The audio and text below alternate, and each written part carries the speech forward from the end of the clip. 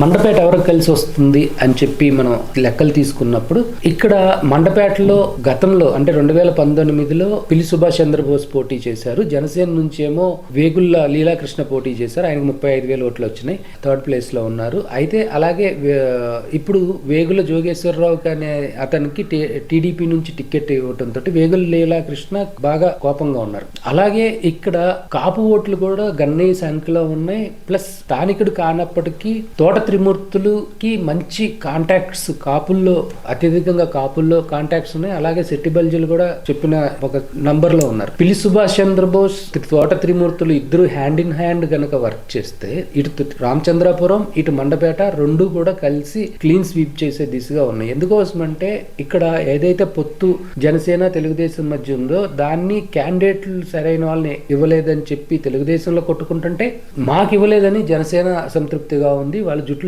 కొట్టుకునే పరిస్థితి ఉంది. ఈ వీడియో కనుక మీకు నచ్చితే లైక్ చేయండి. మా ఛానల్ని సబ్స్క్రైబ్ చేసుకోవడం మాత్రం మర్చిపోకండి.